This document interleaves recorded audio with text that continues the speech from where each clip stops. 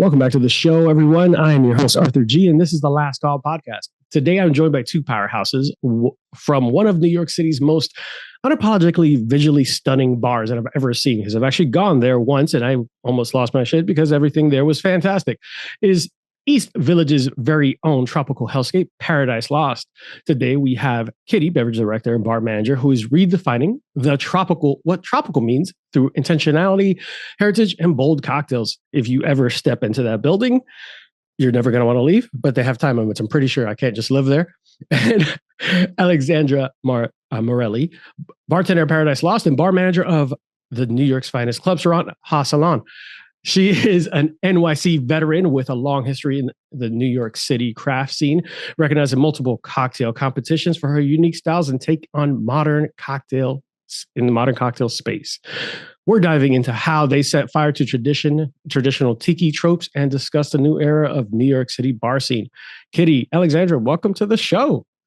Thanks for having us. Of course, man. I'm super excited to have you on. For anyone listening at home who does not know where I met them, I am a very big fan of our local bar, Permanent Vacation. Shouts to Tamara and the team there, Dan and everyone. They had a takeover from Paradise Lost. So, Kitty, tell me about Paradise Lost. How would you describe the space for someone who has never been there? But first, and then tell us what you do there. Yeah, I would say in the most succinct way possible, it's basically Spooky Rainforest Cafe, or for you Scooby-Doo fans, Spooky Island. Very much demonic, surf rock, punk rock, tiki bar. We take our drinks seriously, but we try not to take ourselves seriously. So there's a little bit of tongue-in-cheek in everything. We love making fun of ourselves about cocktails because nothing's really ever that serious as long as things are good. That's perfect show. You're on the perfect show for that. All right, and Alexandra, tell us about you and how you got into the Paradise Lost and what you do. So I bartend at Paradise Lost. I started about 6-7 months ago. It's my most favorite bar job I've ever had. It's truly a very unique bar with an incredible staff that's very intentionally curated. And I run a club restaurant in Hell's Kitchen. So very different. Like I do two very different things. And yeah, I don't know. That's it. That's me. You make it sound so. That's a lot. Both of those things. I guess that's it. Well, both of you. So about Paradise Lost, for anyone for people like me, the casuals at Paradise Lost, I like the spoopy, the demonic punk rock. What about that space speaks to you? Because you, especially Alexandra, you made the choice to come over there. What about it did you love so much? When I first came, I was really enamored by the environment and the atmosphere. I truly love how it feels like an escape. It was just like the hallway, like the rainforest hallway, walking down and like going through the fuzzy door. I was like, wow, I feel like I'm entering another realm right now, and then on top of that, I think like when I came and I like had the experience of sitting and being around the environment of the team and the energy that they bring, I was like, oh my God, I have to be here. I just felt so magnetically drawn because of everyone who works here, the team, Kitty's the reason I'm here. So yeah, like the opportunity to learn from Kitty, who's just, if you know Kitty, like Kitty is a wealth of knowledge, an incredible human being who does everything with detail and intentionality. So that's why I picked this spot. I think it's a pretty easy, it's an easy decision. Yeah. Awesome. Kitty, I want to joke about this because I've talked about it more than once. I knew that you were going to be a knockout bartender when I saw you make Rumplemints Mai Tai palatable. Yeah. And I lost my damn mind. I was like, I don't know why was this made? Who made this? So it was at the takeover, but Kitty, I kind of want to know the origin story. Like, how did you get into? Was this plan A from the get, or was this? Because I've spoken to so many bartenders, and they almost always, one of my favorite bartenders, Billy Maskers. It was just a job so I can pay for jujitsu equipment. It was just, he was a bar back. He wasn't trying to be that. He was going to PT, and then he fell in love with it. What was your origin story, and How did you get in here? Yeah. Yeah, I think it's been pretty much like since day one. I've always wanted to do it. It feels weird to say, but this is my story and I'm sticking to it. I watched Coyote Ugly when I was much younger, and I've only ever seen it all the way through once, and I've never watched the entire thing again in its entirety. But I was just like, that looks like fun. Like those women look like they're having fun. They're doing what they're doing. And it spoke to me as someone from New Jersey, and the main character's name is Jersey in that movie. And she was following her dreams, wanted to move to New York, wanted to make it big. And I was like, that is awesome. I want to do that. I want to like not be in a desk job and just like, typing away on a computer. Granted, like being in an admin capacity now, that's a lot of computer work, but at least where I started was very cocktail and like, drinks, hospitality focused. Nice. Was it, what about Paradise Lost spoke to you? What was this something that, I need to do this? Is this always been your motif and style? I would say like I'm Filipino, and I think that for myself, I had this like retroactive fascination with the world of tropical cocktails and like the tiki style of cocktailing in the first place. I'm like first generation immigrant. My like mom moved over here with her family when she was still in the Philippines, and then I'm like the first person like in my family who was ever born in the U.S. So for me, learning about that tiki style was actually falling in love with Americana. And as I continue to grow and learn about like the like Americana, the 40s, the 50s, and like this escapism, I fell in love with it. And then I also fell out of love with it because of the really real and present, I would say, problems with cultural appropriation and a lot of the fetishization that happens in the world of tiki. And once I got the pitch for this place, I was a little skeptical. I actually led a lot of conversations and talks within the New York scene when I first moved here about how can we be more mindful, because I actually do love the escapism. I love the adventure. I love the immersive aspect of all tiki bars. But I think that as someone whose history and people and culture are uniquely tied to the tiki style of bartending, that it was really important for me to make sure that we're still, you know, we're preserving the culture of the drinks making, but not preserving the problematic parts of it. And how do we move and grow and learn past that? Because we don't exist in a vacuum. There's always going to be problems with our history, but that doesn't mean that we have to repeat it. So when I heard about this place and when Kaveh and Ray pitched it to me, it's like, cool, like we're doing something different. It's definitely going to be more of this kind of embracing the other, bringing your shadows to the forefront and understanding what that is. And instead of othering cultures, we want to embrace those others. So that's why I feel really confident in the work that I'm doing here at Paradise Lost. And I feel like in a really cool way, I get to reclaim that tiki history by, instead of being the Filipino in the back where the drinks just, appear in front of you, I get to be the face of this bar that I really appreciate and have grown really, really much a part of. Yeah, I absolutely love that. As a guy who I'm as when I started learning more about tiki, actually all aspects of bartending, all styles, all that. When I'm learning about those, I admittingly felt that tiki was problematic.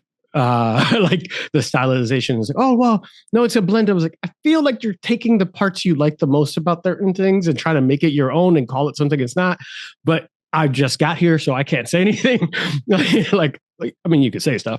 So I love the fact that you took it and made it your own. Escapism is the main core of it, right? And I think escapism is different for everyone. There could be a tiki bar that's sci-fi and horror and everything like that.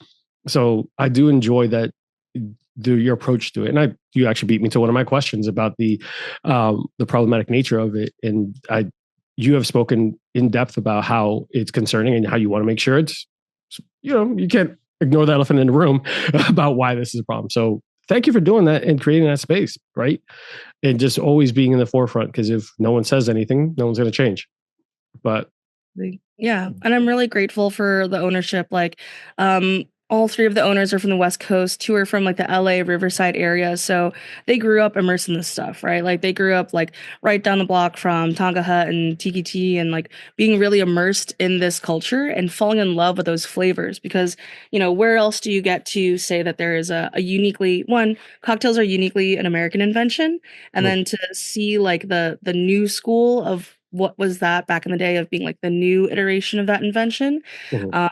And to see them be like, okay, this is something that we grew up in, something that we really love, something where it's not just 3 ingredients, it's like 5 plus all these really cool, bold flavors, and not just like simple syrup and, lemon, but more cool things outside of that.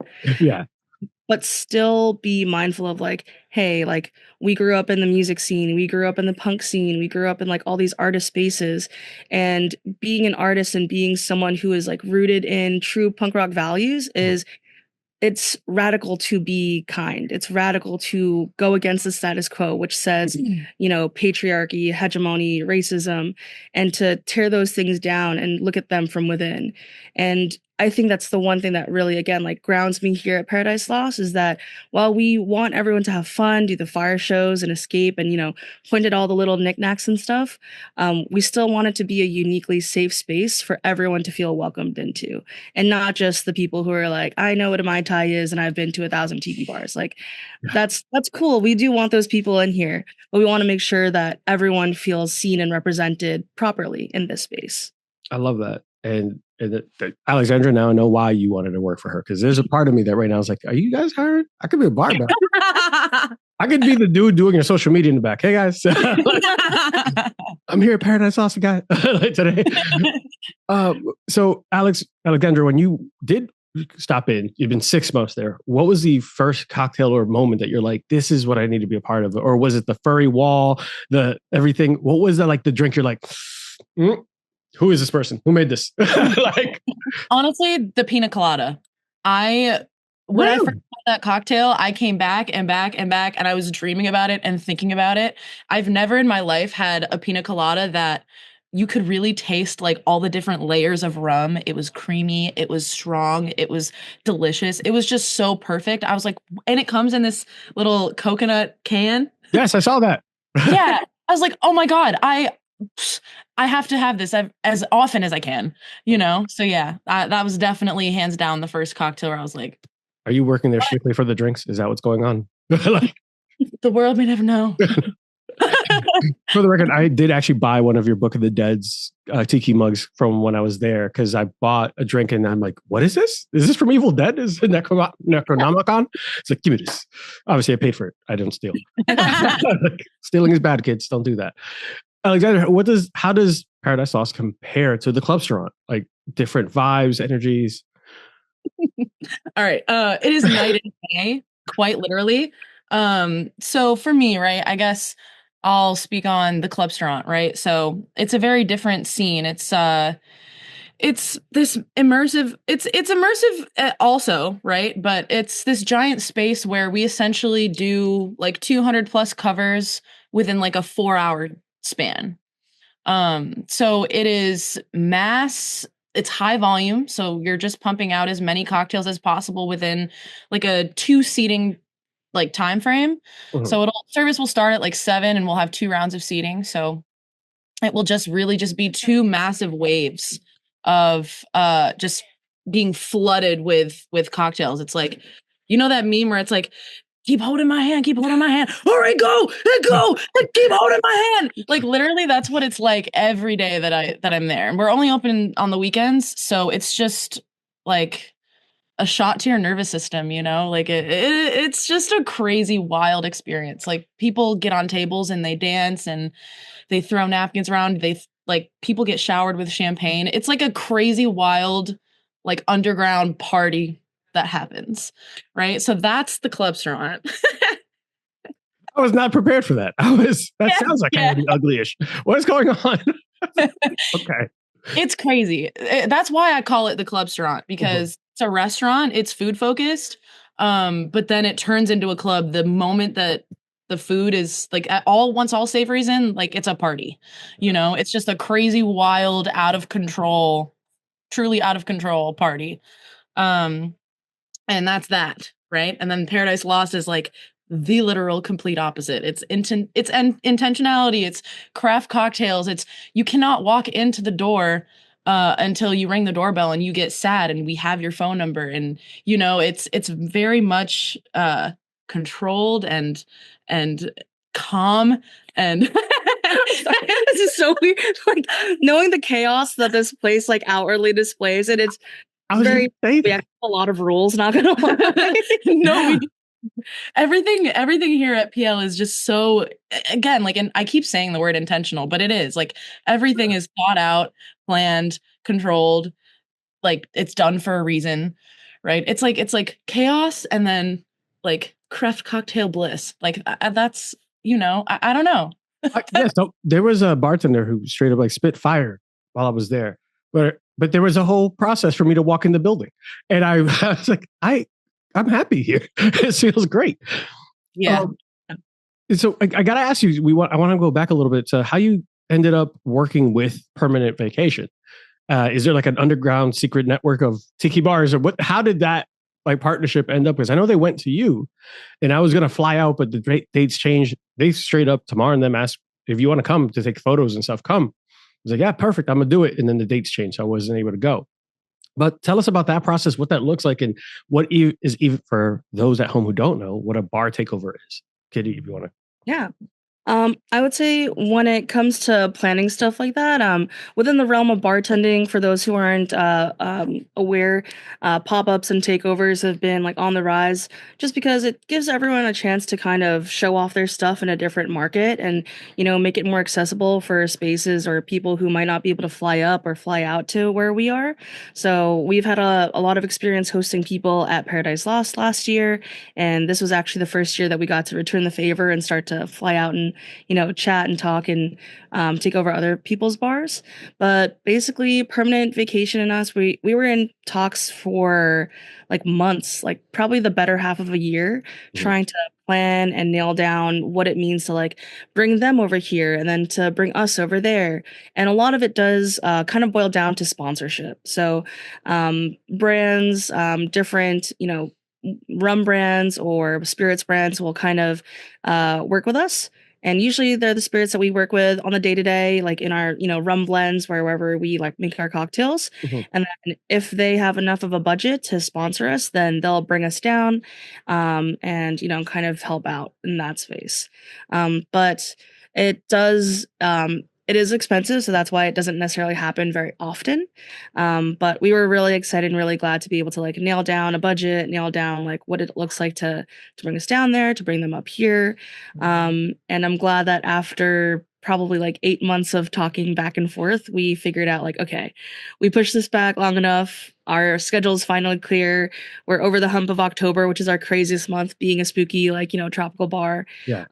And now it was, I want to say like one of our biggest privileges to knock off like our first takeover of the year of 2026 with Permanent Vacation, and to feel so loved and so cared for, and also to be able to bring newer members of the team down with us. Because before it was just people in management, like myself, the head bartender, whoever was the bar manager before me.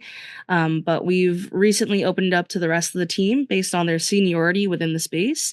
And I think it's been really eye-opening for everyone to just see and experience, one, the hospitality that people have to give in their, respective towns and cities, and to be enveloped and feel so loved as like the guest team that's also trying to give our little bit of hospitality as well. Oh, you were loved. 100%. Very loved. Yeah, you guys were loved. A lot of people who are listening might not have been there. Drinks sold out in what, like 2 hours max? Yeah, we sold out of our first cocktail within 45 minutes. And then we had to put a wait list for all of our larger formats because we had drinks that could share between 3 and 4 people. That was on the wait list within 30 minutes. Yeah. And then we sold out completely within 2 hours. And that's actually what started the Rumpleman's Mai Tai, is because someone was just like, I've already had the Mai Tai here. I've already had the daiquiri here. Can you make me anything else? And thankfully, our chaotic selves had a Rumpleman's inside of a cocktail already. And so we just finished off that Rumpleman's by making Rumple Mai Tais. Also just like, I just have to give you your flowers, Kitty, because that's just like peak godly bartending to me. Like, Kitty just like whipped up like a hilarious, delicious, funny cocktail for something. That's just so cool. I just think you're 6 straws and everything. She's like, Kitty's like, everyone here. Go ahead, enjoy yourselves. I mean, I cannot take all the credit. I will say, like, that Mai Tai would only have worked because the folks at Permanent Vacation have an incredible Mai Tai, like, in-house. And all I had to do was just split the base between their Mai Tai and just a little bit of Rumpleman's. Oh, PV. I love going there. Every time I'm in there, I end up way too drunk. But they're really, so I know that even after you guys left, you left an impression. Recently, they had Dirty Dick's Paris there because it's Tiki a Go-Go this weekend. And they did their takeover. While we're having this takeover, I brought up that I was trying to connect with you two. And like 5 people's, their head turned. Dan, everyone's like, oh, you need to do that. You need to make sure that happens. I'm going to. There's still the plan. Like, you're not encouraging me. I was already excited. I don't know what's happening with you. Like, I'm going to do it. But multiple people, even just guests there, were like, oh, I love them. They were great. Like, if you get to fly up there, tell them I said hi. I'm like, yeah, I plan to fly up there because I'm from there. I'm from New York City. I'm from the Heights. And yeah, I was like, all right, cool. I thought, I didn't know you guys were going to be this excited. Right. So they loved you. Even after. It's been months. They were still excited. They still remember you. So keep it up, and hopefully you guys do another takeover. And shoot me a message when you guys do. And even if you show up the Sunday before, I'll do whatever you need for photography, whatever you need. I gotcha. Thank you. But now it's part of a package welcoming wagon. But I do need to talk about Sans Serif. The Shattered Conch. What the heck? The Shattered Conch, for those at home, is a cocktail I want to really talk about because I've never heard of something like this. So I don't know who wants to start. Tell us about that cocktail. It's a legendary drink. How do you balance the unique? You know what? Go ahead, start. Go. Honestly, I have to like give a shout out to my buddy Noah Manskar. He's out in LA now doing really cool things. But when he was here in New York and Brooklyn, he was the head of the program of a bar called Colonia Verde, and they used to do this pop-up series called Nocturnos. And honestly, like, he was one of the first people to reach out to me and ask me to do a pop-up with him. And since we were doing a pop-up in September, I figured it'd be really cool to do like a back to school kind of theme, after school snacks, things that you would make for yourself. And one of the first things that I ever learned how to make for myself as a kid was Spam fried rice. And so I figured, oh, how do I make this into a cocktail? And what is a cocktail that you wouldn't expect Spam or fried rice to be in an old fashioned? So we just like figured out a way to just like, everyone knows how to fat wash. So why don't we just fat wash with the actual protein that you're actually like extruding like fat from? Mm-hmm. So that's where like the fried Spam infusion into mezcal happened. And then, orgeat is a toasted almond syrup. Mm-hmm. So all I did was make a toasted rice syrup. And so that's where you got kind of like the fried, like wok hei of like the fried rice aspect of it. Mm-hmm. And then just your simple Angostura bitters, a little bit of cane. And then we split base it with just a tiny bit of claret just to give it a little bit more punch of that umami. And yeah, it's definitely a divisive cocktail. I learned now that we have a pig's blood martini on the menu that more people want to drink blood than Spam. But yeah, we've now put a moratorium on meat cocktails, but at the time, the Spam cocktail was the one that started it all. I thought even because I'm a pretty creative person, and I still would not have thought about putting blood in any of my cocktails. And I'm a big horror fan. I'm surrounded. You can't see them because they're not related to the show. I have like a signed Freddy Krueger glove. I have signed Jason. Pig's blood in a cock. Whose idea was that one? So that's our blood pact. And so one of the other bartenders who used to work here, they were inspired by the Shattered Conch, which is my Spam cocktail. And they're like, oh, if we can do Spam, then we can definitely do blood. And, blood, satanic tiki, that all makes sense. And honestly, that cocktail is a very surprisingly like citrusy and floral cocktail. It does not taste muddy or bloody whatsoever. You literally just get like a hint of iron on the finish, and that's because of the blood sherbet. Yeah. Blood, you know what? I enjoy y'all so damn much. This is so infuriating that you're in New York. What? This is hilarious. So yeah, for those at home, I looked up some of their menu and looked up some legendary cocktails. I was trying to piece things together because bar menus change so frequently, right? When I saw the Shattered Conch, there's absolutely no way I'm going to just gloss by this, but I did not know about the blood pact. I apologize for everyone at home that expected me to do better research, because I would have opened with that. What? Alexandra, I know that you've entered into multiple contests. for cocktails and craft cocktails. Have you ever wanted to make a blood martini? I'm just like, no. Have you ever wanted to make a blood martini? I'm just like, no. What's your approach when you're thinking about, like, just tell us about that process and what the cocktail contests are. And do you often want to kind of go off on your own, like, I want to do this, screw your rules? Like when it comes to applying to competition specifically?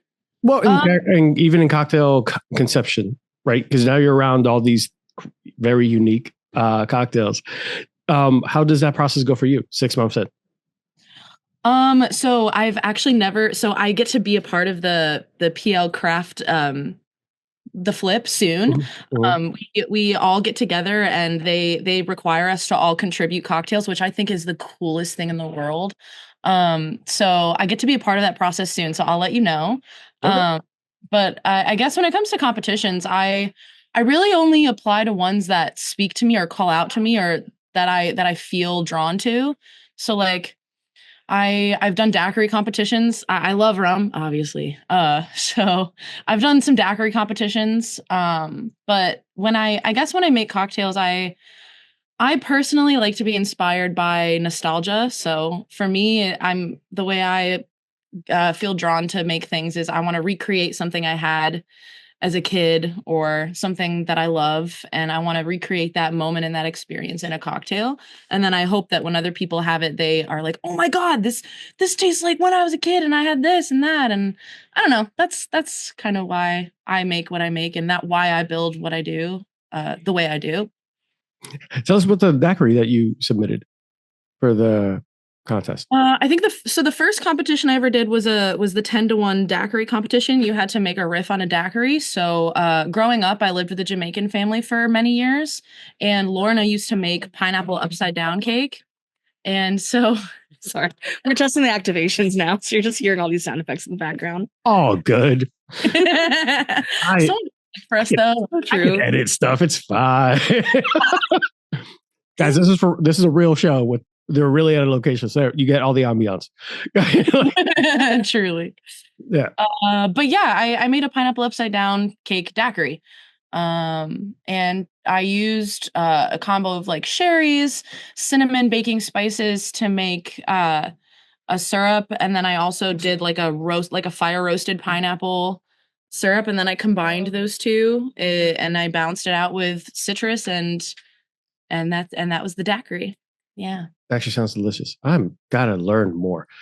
Are there any future competitions that speak to you, or what? When you said they have to speak to you in a certain way, what exactly speaks to you from these competitions? Like, is it the rule book? What attracts you to them? I don't know. I suppose so. I get inspired to make different cocktails all the time. Like I'll have an idea and I'll be like, oh my God, I should make this cocktail sometime, and I'll write it down, or I'll have like a mental note of like cocktails that I've always wanted to try to create, but I either don't have the time or I just haven't, like everyone's time is precious, right? So it's cool to have an idea to make a cocktail, but for me, I don't really just create things randomly. I do it for a reason. Like I'm either doing it for a competition or for a pop-up or for, I want to be doing it for something greater than just my mere curiosity. So if I'm scrolling through my Instagram and I see like, oh, Great Jones is doing a Manhattan competition, make a riff on a Manhattan, and I'm like, oh, I've always wanted to make an apple pie Manhattan. Let's do it. So that's one that I did, but I guess that's what I mean when I say I only apply to competitions that speak to me. Also like Speed Rack. Kitty's done Speed Rack. It's all about like speed round building. And it really just kind of like tests your skills on like how to execute cocktails quickly and intentionally and well. So like that competition is very different in the sense that it will like make you a better bartender, like skill wise. So yeah. I was unfamiliar with Speed Rack until I was looking into your profile. So do you mind expanding a little bit for the people who have never heard of it? What's Speed Rack?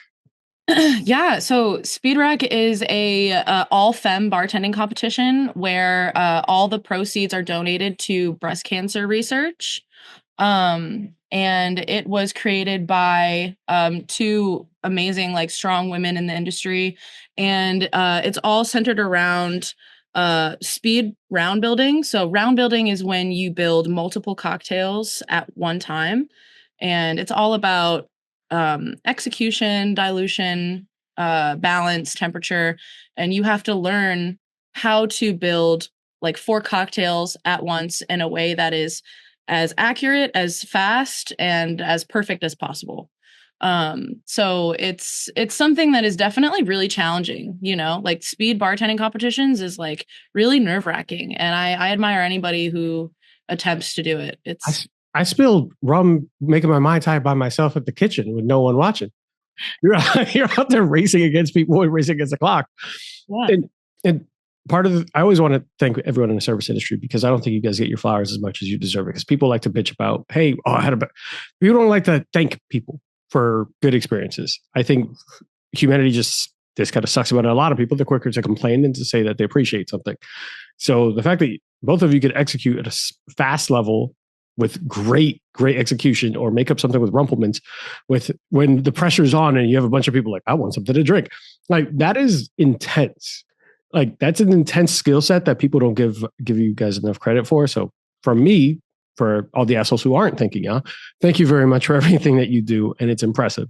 So keep it going. The fact that you go then say, not only am I stressed and running around in a club store and all that, I want to go see if I can compete against people, is wild to me. And I wonder about the glutton for punishment thing, Alexandra. That's a wonderful question. That's a different kind of podcast.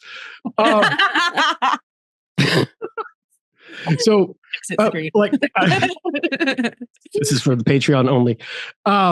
So, from a technical aspect, for both of you, like, what's a drink on your menu that's the most difficult to execute in the middle of a hellish Friday night or a crazy day? Hellish Friday. A hellish Friday. From a technical standpoint versus like most bottle pickups. I don't know. You know, Silversfang's pretty high up. You know, it's hilarious. So I think because we have like created really tight systems for our program to succeed, virtually everything that's on the menu, everything we've ever had on the menu before, even if it's not on the menu now. Like when we first opened, we had the Demerara dry float on our menu. Just because it's not printed on the menu right now doesn't mean that we can't still make it, but it's just not in our wells actively. But we still have the batches, we still have all the ingredients. Like to give you a little preview, the Cobra's Fang's coming off, but we'll always be able to make a Cobra's Fang because that's a classic, you know? Yeah. That being said, when that does happen, I would say because we are so focused on the style of drinks making that we do, the moment someone orders something off menu that's not in the Tiki or tropical lexicon, it kind of like throws everything for a loop. Like the moment that someone orders like an espresso martini, we're like, God damn it, where the fuck is where's everything? Why would you order that here? Where do you think you are? Where do you think you are? A cocktail with 18 ingredients? Perfect. Espresso martini? What is wrong with you? Like that, and also we have such a specific program that I think a lot of people are used to, like, you know, the regular like 1 by 1 inch ice cube and stuff. Most places that have like chip ice or half moon ice, things like that. But because we are a tiki bar first and foremost, a tropical bar, we have pebble ice, and that's basically the ice that we use for about 95% of our cocktails. Again, building our program for speed, all of our cocktails on the menu that are stirred drinks, they're pre-diluted and they're kept in the freezer like a freezer martini would be. And so we can just like pour and send it out so that the guest doesn't have to wait, and it's always going to be consistent, and we never have to like sacrifice a good drink for a long ticket time. But that being said, we also don't have those regular small cubes that everyone has. We have these gigantic 2x2 cubes, and we use that to shake with, to stir with. We crack them down whenever we're serving things, and that does change the way that you physically have to move your body when you shake a cocktail. So if anyone ever orders like a daiquiri, it might take slightly longer than a Mai Tai because our Mai Tais are on tap because we know that that's going to be popular. But if you order like a call daiquiri or an espresso martini and we have to like shake with that big cube, that's going to create the most beautiful and consistent, you know, aerated consistency. But it will take just a little bit longer because we're not using the same ice that a lot of other places use. So that's, I would say for me personally, that would probably be like one of the things that sets us back is like an espresso martini or like a Colford. I don't know, like we don't even do Cosmos, but if we had to do a Cosmo, like that would be something that would set us back. Yeah, that's because like true. our program is so specific and so built for speed in that way, that we can do classic cocktails and modern classics, but it might take just a little bit longer than a 15 cocktail pickup of a Cobra's thing. That's so true. Yeah. Yeah. Kitty wins. Honestly, it's very impressive, and it makes perfect sense why you guys are all very well recognized as one of the top like up and coming bars. It's one of that program has to be money, right? And it makes sense. I've had your espresso martini comment makes sense. I've been in a cocktail bar and people have walked in and asked for the most, hey, I want 2 Jaeger bombs or something that they really don't have or something that they don't make on a regular basis. And it kind of delays because now they just don't have the ingredients, or they're going to try to they're going to try to keep the patron happy. So they're going to try to come up with something that works, or, hey, this is something like that, but it's not in the program. So you go from this very regimented process that I could do that, but it'll take a little longer. Yeah. I would say for us, our Cobra's Fang is probably like the biggest touch cocktail that we have. You have to touch about 7 different bottles before you even start to garnish anything, between like 2 different types of bitters. We have 1 teaspoon of ginger. We have 2 different juices, 1 puree, 1 mix, 1 batch, and then you have to do 5 different garnishes plus the straw. So you're already at like 12 touches, and that's our Cobra's Fang. Like that's our house spec for a Cobra's Fang. Yeah. But the moment that you ask us to make like a gin and tonic, like we don't have tonic on the gun. We don't have ginger ale. We don't have like the usual, sodas that most places have. And so when we're making a gin and tonic, we're using like tonic syrup from Tomer's Tonic. And it's going to take a little bit longer, strangely enough, than your Cobra's Fang because of that. That's actually kind of, that's funny, but it makes sense. It perfectly fits. Speaking of your bar program and everything that you're doing there, I know we spoke a little bit earlier about the low waste philosophy. Do you mind expanding on that for those at home? Because I think it doesn't always resonate with those not in the industry about food waste and everything like that. So people just see the drink show up and don't understand the back of it. So if you don't mind. Yeah, I would say that the biggest thing that's facing most bars right now is that a lot of these ingredients that we use are kind of like single use in a way. Like you might juice all your limes, lemons, oranges, grapefruits in house and everything, but unless you're peeling them or unless you go through all these peels in like one day, you're probably not using the entire fruit. Or if you're juicing fresh pineapple, which is like, really hard to do in general and also very expensive to do, are you using the skins? Are you using the fronds? What happens to those things? Like that usually just get like tossed out. There is a program to do composting in New York City, but it's not necessarily like a blanket thing that's kind of systemized within the state. Mhm. So not a lot of bars are incentivized to do that or partner with people who would help them with their food waste. And so when it comes to the way that I like to approach cocktails, I want everything to make sense. Like that's just more mindful in terms of like when you're garnishing, when you're creating something.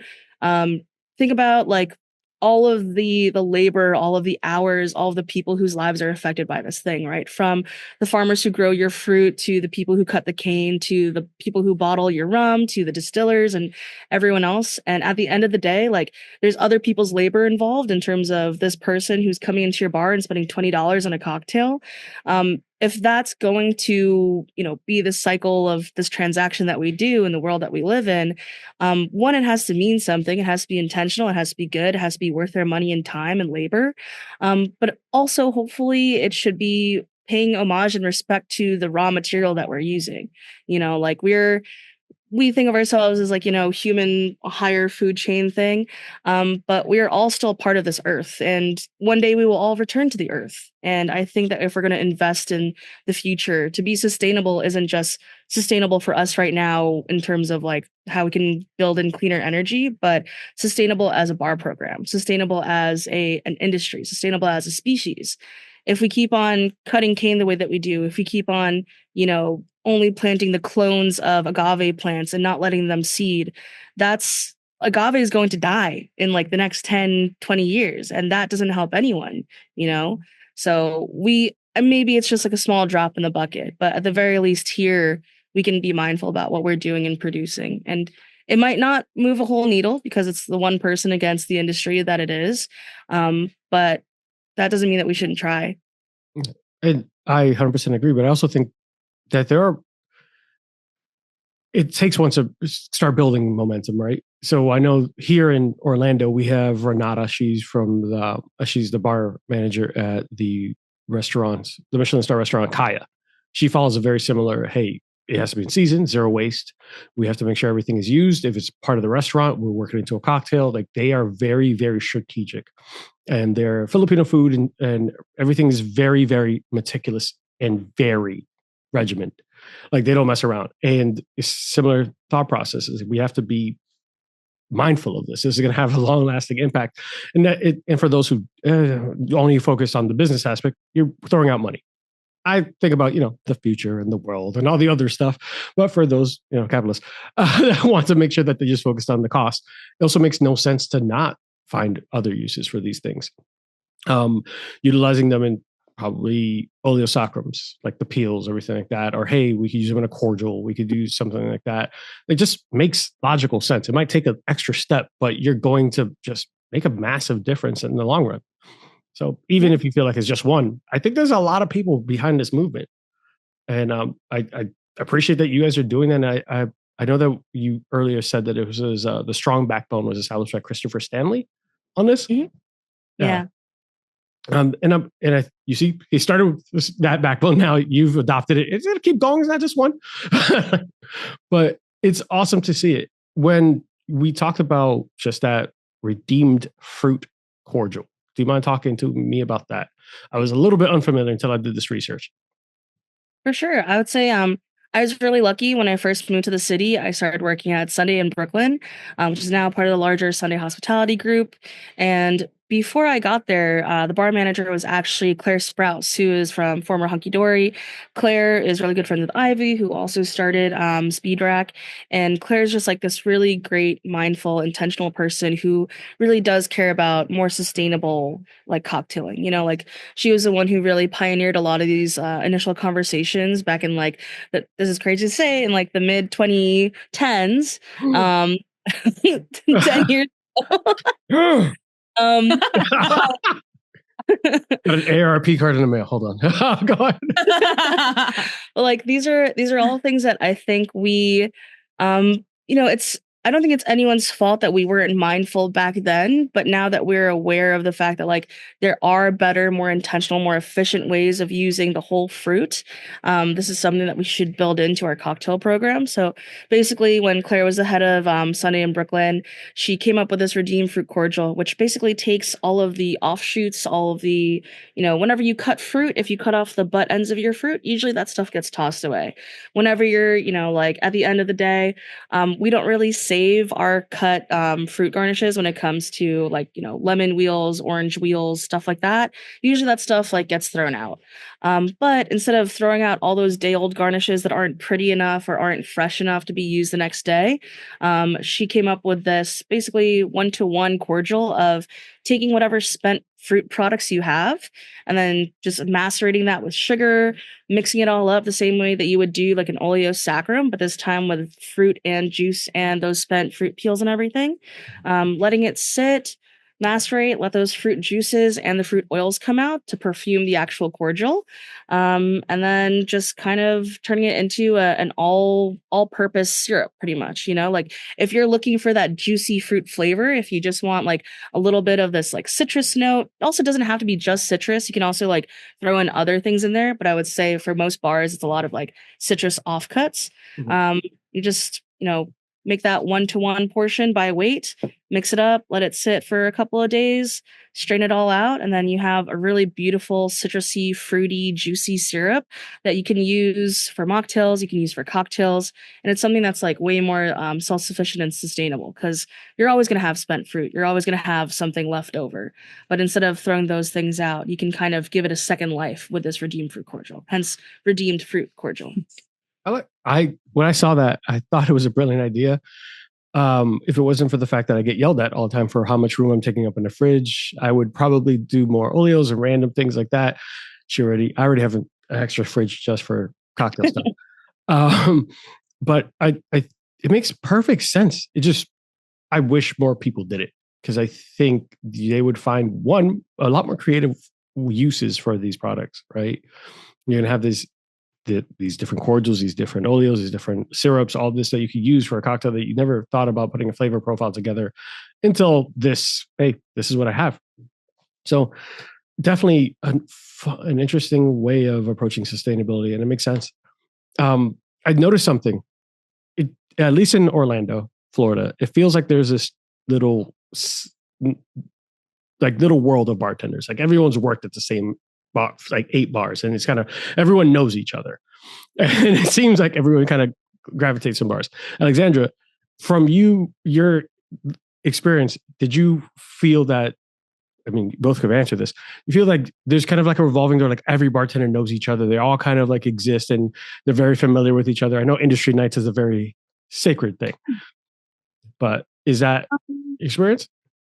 Yeah, I mean, I think there are certain people who want to be a part of the community aspect of the industry, and I think those people all do tend to know each other.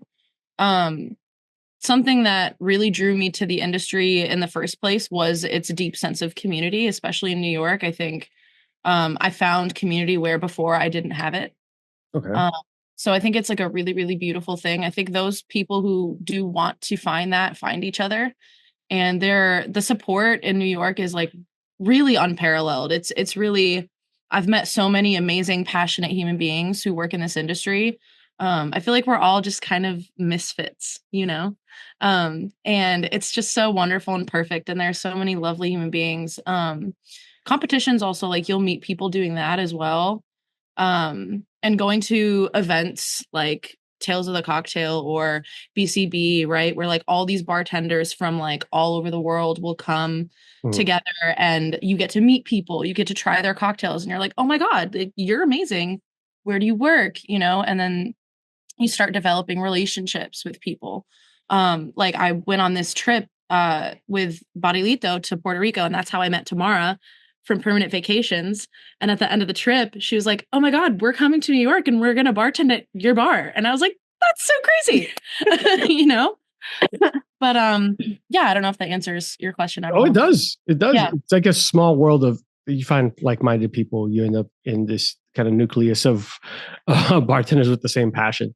Barilito, ironically, we have Eduardo Bacardi was on the show.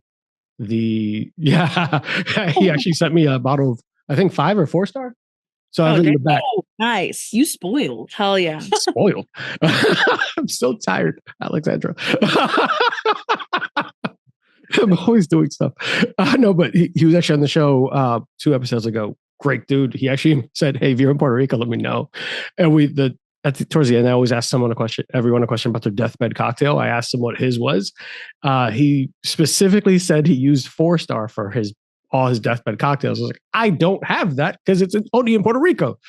Thanks, Eduardo. He's like, I'll send you one. I was like, whatever. He sent one. Nice. Yeah, it's gorgeous. I haven't opened it yet. But when you brought that up, I was like, yeah, they're actually really good friends of the show too. So love that.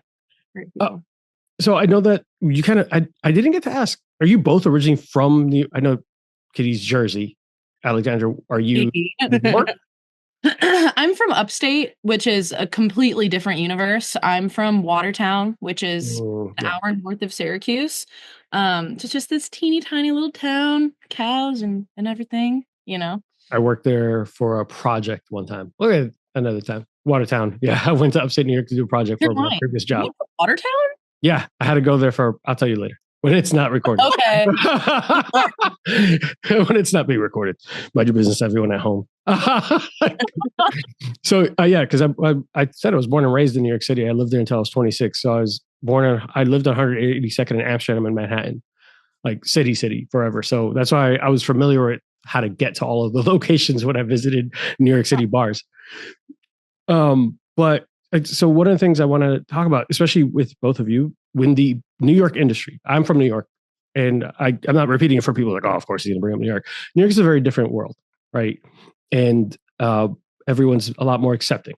But the world had to evolve and change. Now, when we're talking about just the industry, which is typically historically male dominated or male presenting dominated, like how do you feel that New York City is kind of evolved and changed, and how has that dynamic gone? Or do you feel, and I'm saying this from my perspective, from friends I have here, that a lot of female bartenders, all that, have had to work twice as hard to prove their merit or worth in that space that's male dominated, especially Florida, because we know what kind of color state that is. How's that experience been for you both? Want to go first? Sure. Getting to the point where you're even allowed to be considered as a bartender, that was hard.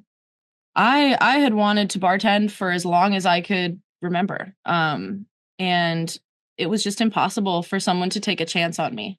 Right. I had to get to the point where, and I know this sounds, I'm just going to say it. Hey, it's my show. You can say whatever you want here. Oh my God, this is crazy. I'm getting chills.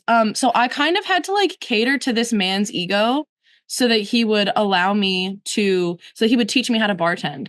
This is not someone who I really truly respected, but I knew that I had to kind of put up with him and deal with him in order to learn how to become a bartender. I feel some shame about it, to be honest. But once I was able to be taught, I then tried to apply to like many different bars. And I can't lie, like they treat you differently because you're a woman, you aren't seen as fast or strong or capable, you have to really truly prove yourself. And it depends on the bar that you're at. I think, each environment is unique and different, but I mean, for me, even now, like being in charge of a program, like I know that my opinion is not valued as highly as a man's, which it's hard and it sucks, and it's true. You do have to kind of work twice as hard to prove yourself. Thankfully at PL, I don't have that experience. Thank God. But yeah, I still think that there is plenty of room to grow. There currently, women do actually dominate the industry. It's just that we do not dominate leadership roles. Right. So like, that's where like, it's not quite as fair. Right. Like there aren't as many female owners. So I don't know. I think the more we can keep clawing and fighting our way to the top, like hopefully one day, like, we will change. I think New York, just being like the heart and the center of a lot of culture, does make it so that this is kind of where a lot of the growth starts happening. So I don't know. I'm happy to be in the thick of it, and hopefully I can inspire change and I can encourage. I don't know if that really perfectly answers it. And I'm not going to lie to you. I could say this because I don't work with anyone in the industry. It really kind of makes me angry that you had to experience all that, and it can't help that feeling because I can't imagine how frustrating it is. But even as I'm a minority, but I still have the advantage of being a dude, right? So even trying to enter into spaces that we're not welcome as even minorities, I can't imagine also then dealing in a space that's so heavily male dominated. Like it's insanely frustrating that you both had to deal with that in your own ways, right? Because obviously you're brilliantly talented, as multiple times that you've been highlighted, Kitty, on magazines and articles, and obviously Alexandra, you've been killing it. You're doing all these contests, putting in the grunt work, doing all the stuff that you're supposed to get where you should be. But for some reason, someone would be like, "Nah, too pretty." What the man? Like, what is wrong with you? I would lose my goddamn mind. I'm also a big brother. This is personal stuff. I'm a big brother to a household full of like my mom, my aunt, my two female cousins, and my sister. So I'm the guy that's always just like, you better fucking be nice. Whoop your ass. Yeah.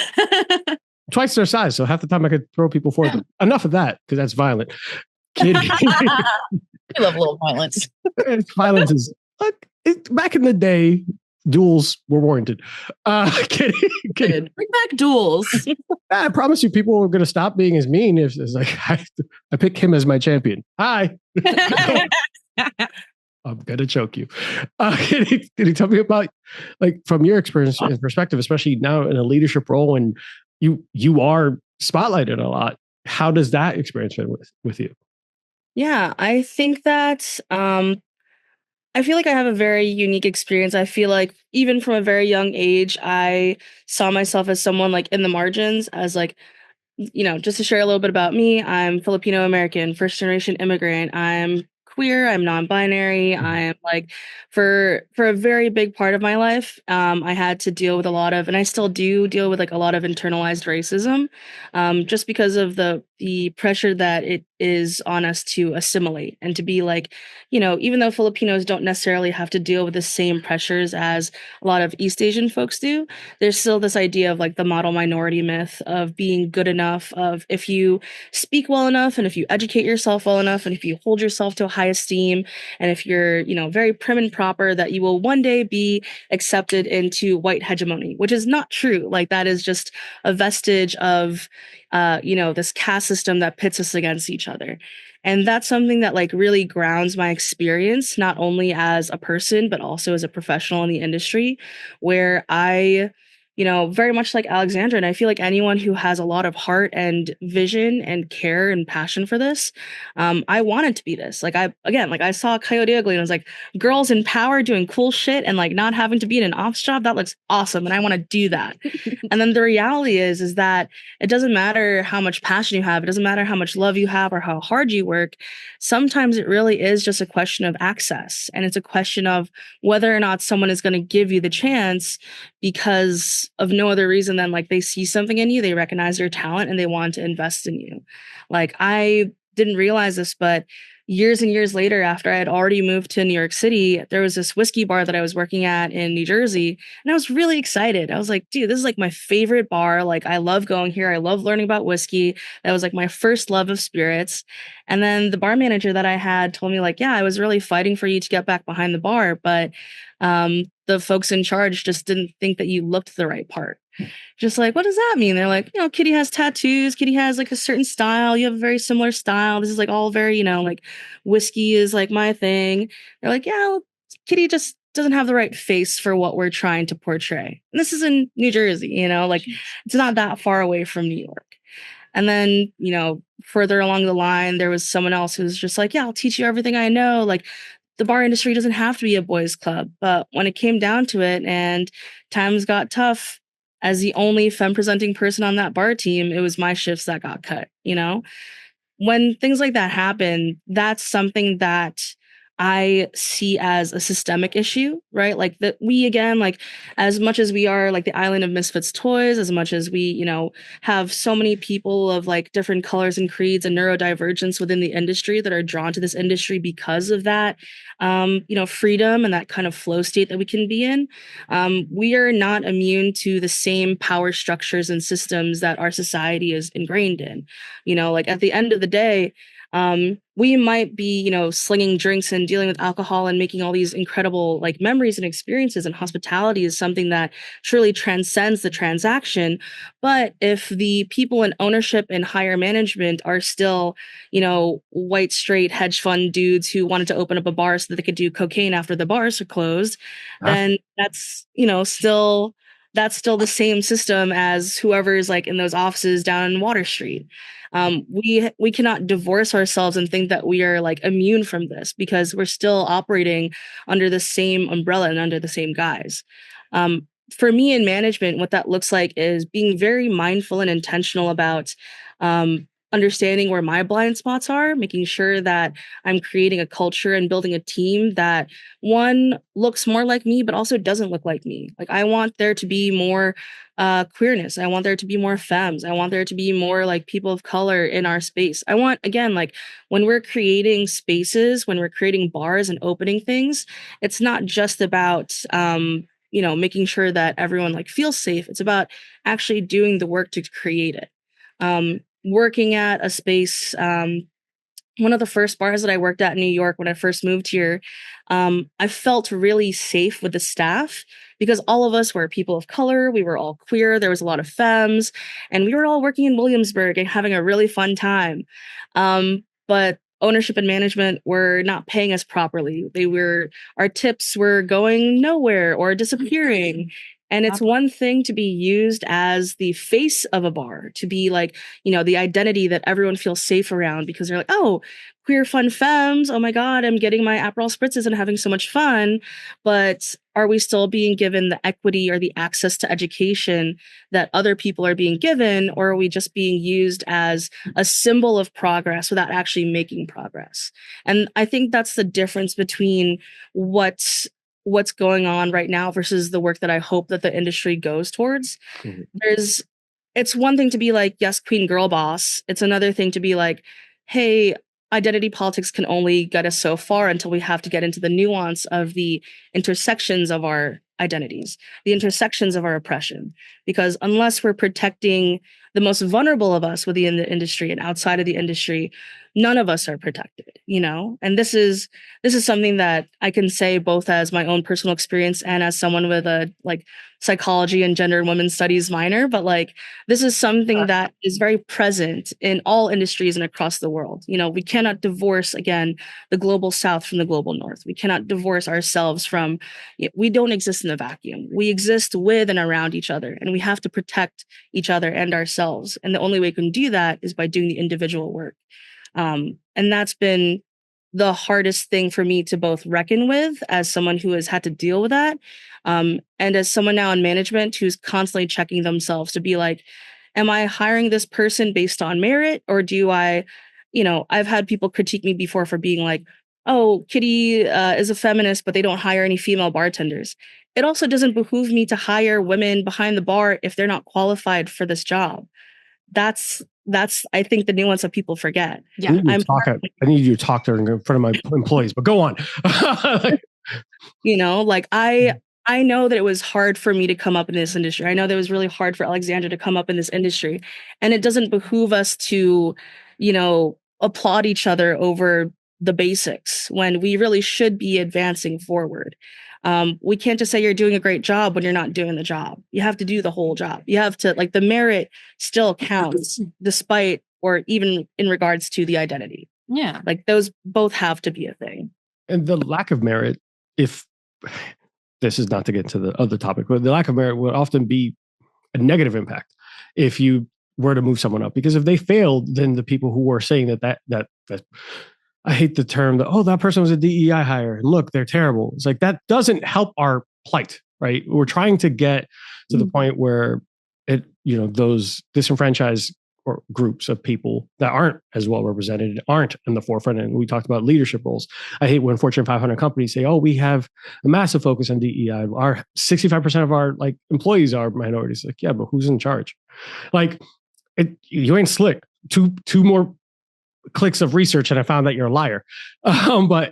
When I've been frustrated when I've found leaders that say, I want to promote that person because they're Black and I'm Black and I want to give more space for African-American employees. It's like, well, are they good?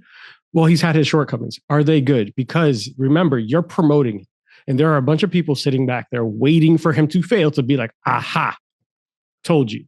So who are you helping? Really think about who are you helping with that decision. And I love the fact that you self-identified. Let me make sure the person has to be right. Yeah, it would help to also be someone who represents what multiple areas of how they identify, race, age, experience levels, everything like that. But the fact that you self-identify it and check the bias, I think is fantastic because it shows a real attribute of a true leader. So commend you again. You see, I keep giving you flowers. I gotta stop this, Kitty. I'm not trying to get a job. I promise you. And keep saying the right things, and shit, I might apply. Well, thank you. I mean, I would say, to end, the one thing after 10 years of being in this industry of trying to work up and eventually work at my dream bar that I had to move back away from because I felt unprotected in that space at the time, was when I finally put in my notice. This predominantly white but very femme space, cool femmes all working together. The one thing that was really disappointing when I finally had to put in my notice was damn, I was so excited to have you behind the bar because we finally got one. And I was like, what does that mean? And as uncouth as it was, they were yeah, there's a lot of white faces behind this bar, but you're a person of color and that's a really great representation of us. And I was like, that boils down, that like makes me feel worse because now none of my experience counts, right? Or that, like, whether or not that's true, now I feel, despite the fact that I know that I worked 10 years for this, that this has been like my dream job. Did I just get my dream job because I look the right part now? As opposed to like back then when I didn't look the right part for that other job? Like that discounts everything that I was hoping for and had dreamed of, like for myself. You know, I don't want to be given a pass just because. In the same way that I don't think that like Alexandra would feel good about knowing like, yeah, she was the only female hire because they needed to have a woman on the team. Like you get the job that you get because you're the right fit, because you put in the work, and also because like you have the right work ethic. All things should have to align in order for that to happen. I think that's where we like lose like sight of things. We lose the plot sometimes. Yeah. And it's interesting that even in a busy city like that, something that you can't really avoid diversity, right? That there's still those concerns in every industry. And we talked about it, you spoke about it earlier, is just remembering who's in charge and how, regardless of what you see in the forefront of things, it's remember who's still in charge in some situations. Not all, obviously, the world is hopefully continuing to go in the right direction. Fuck 2026 so far, but it's something that hopefully you, especially with what the work you're doing in your industry and everything that you've been representing, it continues to grow and foster.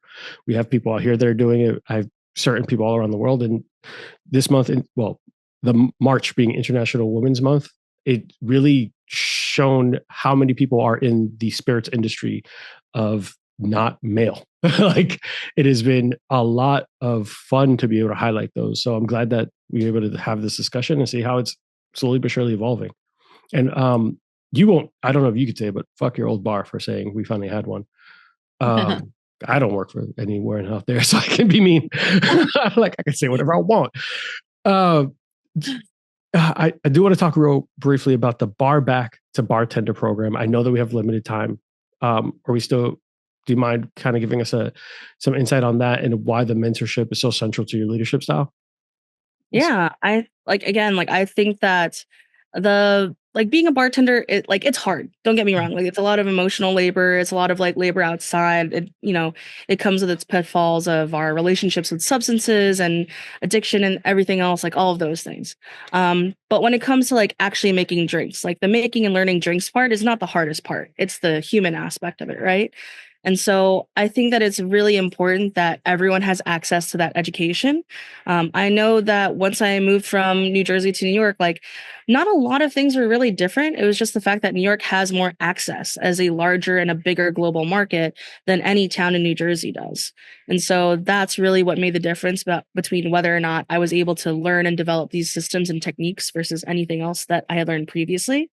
That being said, we've rejiggered the bar back to bartender training program a couple of different times.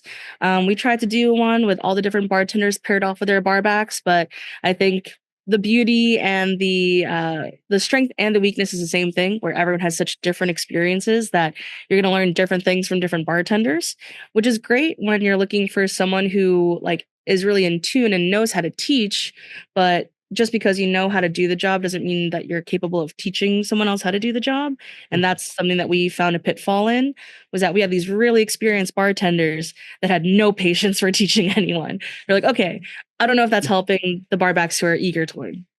Mm-hmm. So we rejiggered to be more of like a one-on-one thing, where I would personally work with one of our barbacks that we're going to promote and push them up and give them all the tools and education needed. But then we realized after like the third person that we started working with that it wasn't really fair, and it wasn't giving everyone else the time or the access to also learn if it's just going to be a one-on-one, and if I am the only person who could do this. So we've now changed again to now our third iteration, which is more of a classroom style, which is something that I have always like really like found is helpful and, helps people succeed a little bit more, because it gives them the option to learn at their own pace. If someone has already learned everything about gin and they feel comfortable in their gin knowledge, they can skip the gin class, and that's totally okay. But if they've never worked with Japanese style jiggers, if they've never double jiggered before, if they don't know or are familiar with the terms of round building or order of operations, things like that, then here's the 103 class that's going to be probably really helpful for you. And we've had a really great turnout. Our classes are open to everyone on staff. So not just front of house, but back of house. And it's been a really cool experience to once a month at the last Wednesday of every month, see both barbacks, bartenders, servers, and some of our like line cooks come into these classes and really engage with in the material. And I think that's something that's been really cool because some of them also have bar jobs at other places. And for them to be like, I know that I'm not ready to bartend at Paradise Lost, but I'm really grateful that I have access to education here and I can practice what I've learned at Paradise Lost at my other job.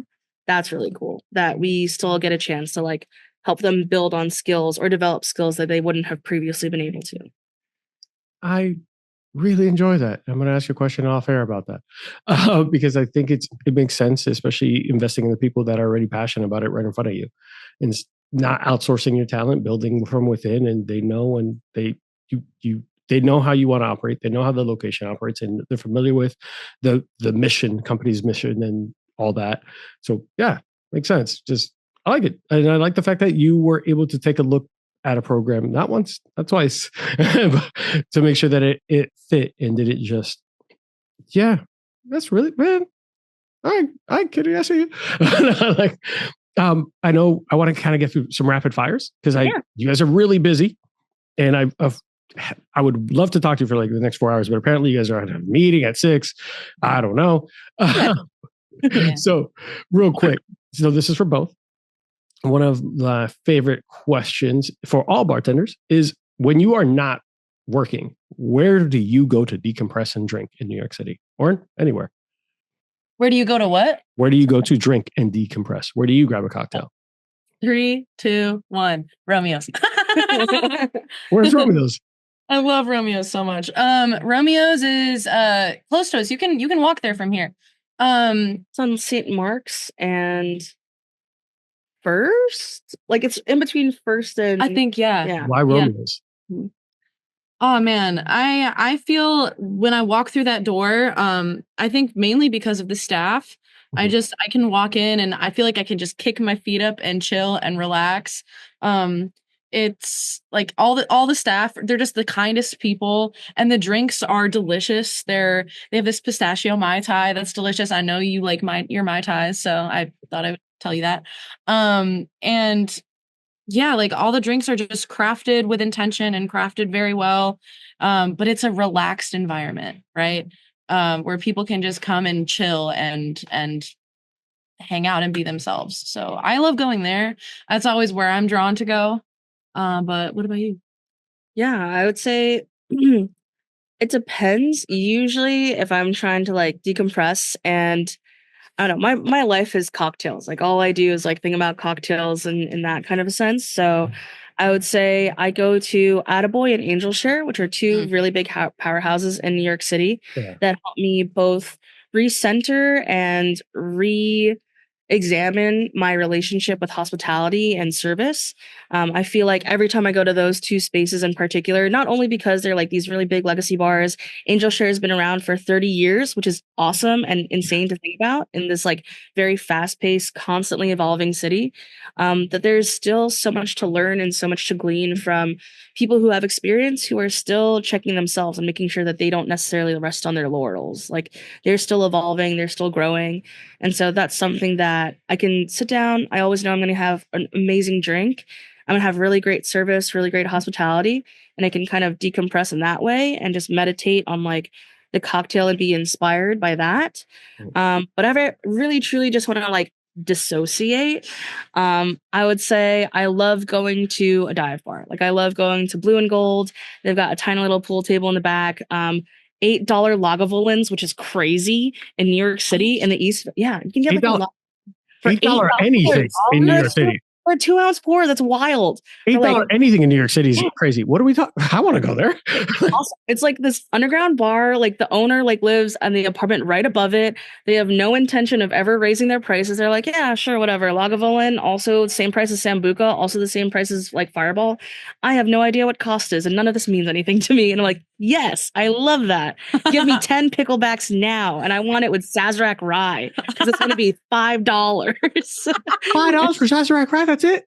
I don't know. I don't remember. All I know is like I didn't have to spend that. Check on that man's finances. But gold for sure. International bar is awesome. If you ever just like want to like see like a true like New York institution, like right where there's so many things happening. And then a newcomer, Banshee, which is owned by my friend Jen. She's like on the new guard of like what Irish American bars are. Someone from Ireland who is like an incredible, mindful queer woman. They do Guinness and oysters, which is a pairing that I wouldn't have thought of, but it works. It's just no frills, not trying to be anything, not trying to pose as anything else. You come in, you sit down, you have your Guinness, you have like a dozen oysters, you have some house-made Irish soda bread with like a little pat of Irish butter that just happens to have some caviar on it, and you feel at peace. Like you truly don't have to worry about whether you're being seen or if you're like, seen or be seen kind of vibes. It really is just like you're going to be taken care of. And I think that's the mission for all bars. Like you're going to be taken care of and you feel taken care of in those spaces. One, I'm hungry. So I've gone to Attaboys and I fell in love. I can't tell you what I had because I got really drunk. I just kept letting the bartender pay. I was like, he was like, "Are you in the industry?" It was like, industry adjacent.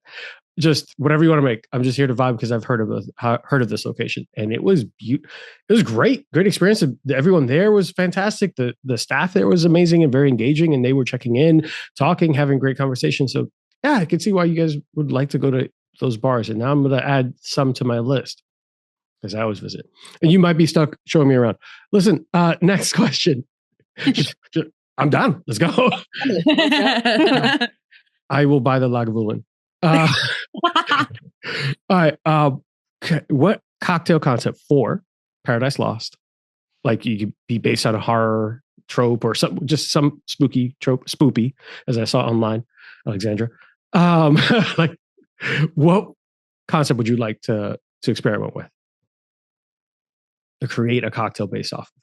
Like, so this is something that I don't want to like give anything away. There's some like big moves that we are redoing the beverage program to be a lot bigger than it is right now, which is crazy to say considering we have like 30 cocktails on the menu, we have flights and everything else.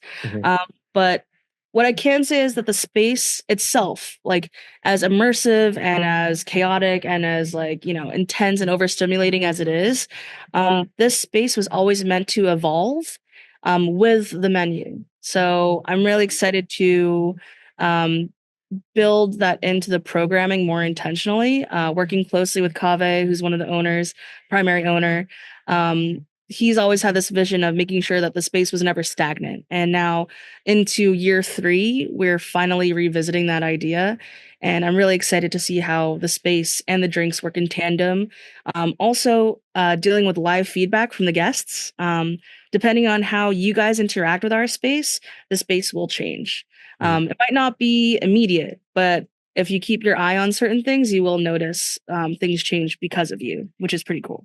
That's dope. All right. We're not going to be a spoiler alert here, but just I'll start making travel plans. All right. So what would be your deathbed cocktail? I can't go first. I need time. If you like, we can go back. A much easier question, I think. What is the one ingredient that you think is criminally underrated in all tropical cocktails or in tropical cocktails or tiki cocktails? Ooh. Criminally underrated ingredient. Other than spam. Ingredient? Yeah. I mean, I feel like there's other ways to explore similar flavor profiles that people are looking for. So like whenever we're looking for salinity in a cocktail, because when you add salt to anything, it accentuates what you're doing, right? Like you like season a steak or season your soups. So when we're looking for salinity, you can do that in saline solution, St. James 55, or Clement Bleu. Or if you wanted to offshoot that, you could do like Clarin. Maybe you could do, I don't know, like a really fun, weird cane spirit from Sicily, which is what we use in our zombie, which is fun. Like the fact that we use like a rum agricole style rum made from, cane in Sicily in our zombie. And that actually is what ties it all together.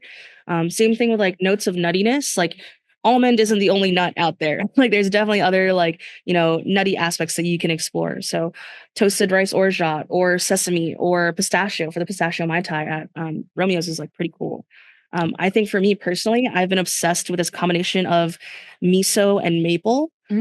So that's something that I'm really excited to experiment with in the future. But I think if we're going to go back into like the idea of like Tiki being inspired by Filipino flavors because of like the bartenders who were behind the scenes when Don the Beachcomber was around, I think that there's a lot to uncover in terms of like reviving those ancestral pieces of knowledge with those ingredients and ingredients that we have yet to really like see be explored in that way. Wow. Yeah. Alexandra? God damn. How am I supposed to follow that? I don't. Hey, you had a choice to go first. Mistakes were made. Gotta give you a hard time. Yeah, man, miso was a good one. Salinity is so valid. Yeah, like salt. Yeah, I have nothing for you. All good. I mean, miso is something I even try to mess around with, and I will tell you the 100% truth. I had no idea what the hell I was doing. It was really a unique flavor. We fat washed a rye whiskey and red miso to kind of make this.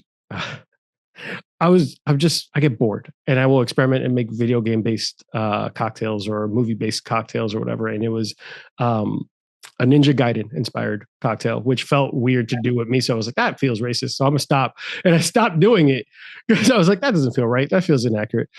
But I did an experiment with the flavors and this is weird, but good. Miso was different. It wasn't how I expected to come out from that bourbon. Well, that rye. Last but not least, we're going back. What is your deathbed cocktail? Okay. I think I have one. Okay, go. I might have one. Okay.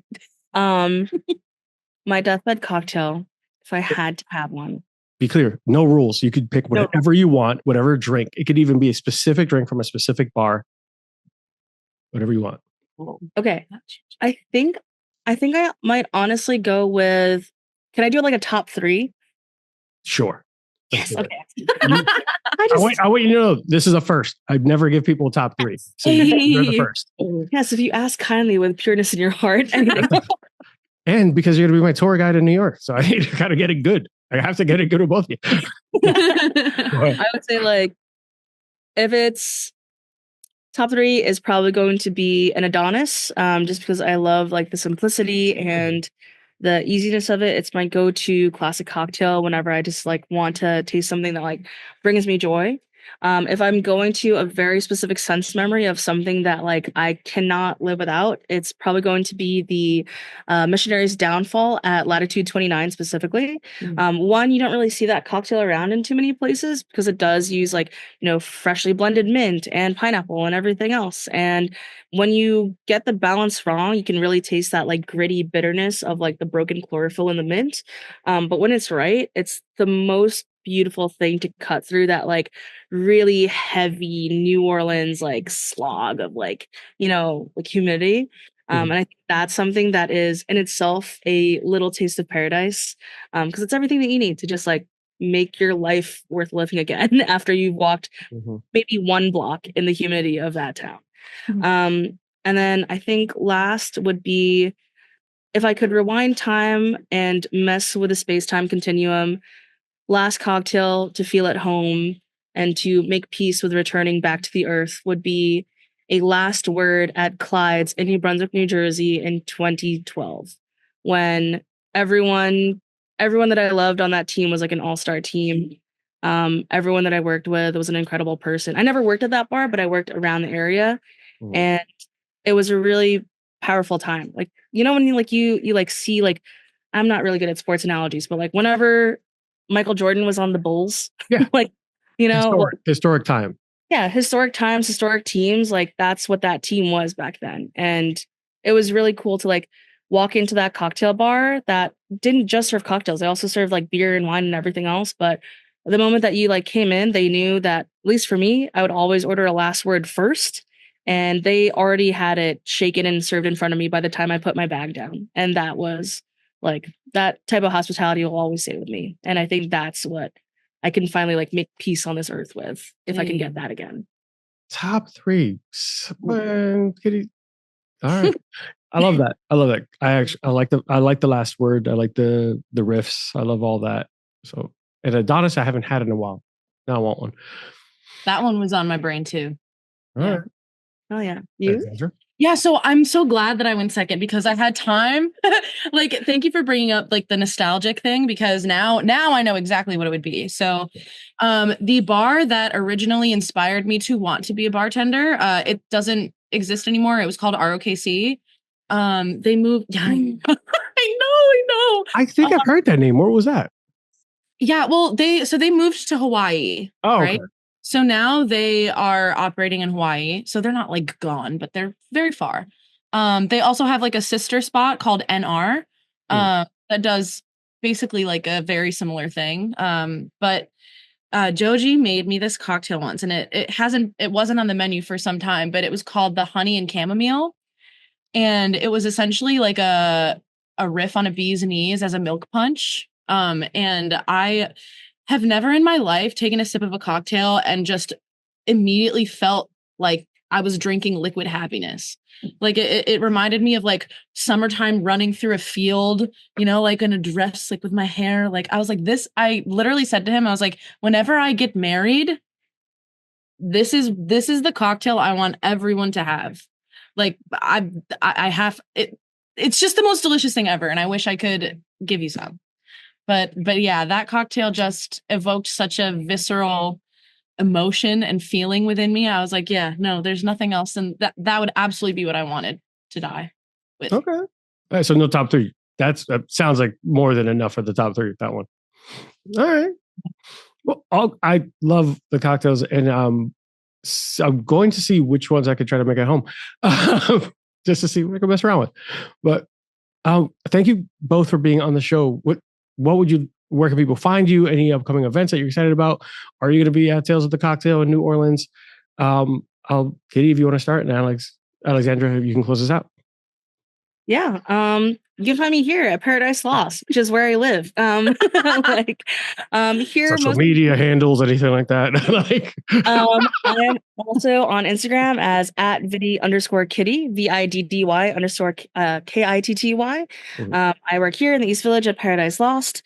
We are going to be doing a couple more pop-ups. We're going to be up in Rhode Island in a couple of weeks at Esther's High Dive. On the 14th of April, and then we're going to be popping up at Hell or High Water, and that may not be at Tales of the Cocktail, but we will definitely be in New York at least. Nice. Yeah. Alexandra. Yeah. You can find me on Instagram, Alexandra Marilley. It's just my full name. And you can find me here on Sundays and Mondays. Those are my shifts here. Please don't come to the club restaurant. Don't find me there. I'm already planning it. Yeah, and I don't know if I'll be at Tales. Maybe. The world may never know. Yeah, who's to say? Yeah, I am doing a pop-up tomorrow at ECC. Yeah. I'm part of We Run the World. So Genesis Cruz, she was my boss at Barbelly a couple of years back, and she I would argue that she kind of like was really spearheading like massively, like during Women's History Month, like a ton of female bartenders from all over New York City, like they get together and they come and they all bartend together like an hour at a time, back to back. And it was actually my first time at Barbelly. And it was during one of those pop-ups, and I stood there and I was watching all these badass females just get back there and shake. And I actually just got chills. I was like, what is this place? Where am I? How can I be a part of it? You know? And I think through that, I ended up working there, developing a really close relationship with Genesis. And now I'm a part of the pop-up series. So if you're around, come see me tomorrow. I love to hear it, man. You guys are doing so much. I'm glad we got to lock you in. And it meant a lot. Thank you both for coming on, because I really did enjoy everything you did. People speak so highly of you. I've heard about Paradise Lost when I was visiting New York, and I asked a bartender at Death & Co. to give me a list of where he drinks and what he recommends. And you popped up almost immediately. He's like, you got to go to Paradise Lost. You got to go to Attaboy's. And he just went through the list. I actually have the card from Death & Co. that gives me a list of bars. That's why I said you're going to get added. All the bars that you've mentioned today that I can go to, I will. So again, thank you for coming on the show. Guys, for everyone listening at home, please like, subscribe, but support Paradise Lost, everything they're doing. Keep an eye out for their upcoming menu. Buy Spam and put it in your cocktails. We don't know what it'll turn out like, because it's apparently amazing. But make sure that you drink responsibly if you enjoy what we're doing. Follow at Last Call with Arthur. We try to maintain social media pretty busy, but if you're enjoying the videos, enjoy the cocktails, enjoying what we're doing, share with a friend, share with an enemy, share with everyone. Drink responsibly. Don't drink and drive. Don't text your ex, and avoid Amazon while click buy, unless it's for us. Take care, guys, and we will see you next week when we continue to highlight the people that you want to speak to, those minds behind the bars, and some spirits and people with interesting lives. So we'll be back. See you next week. Bye, guys.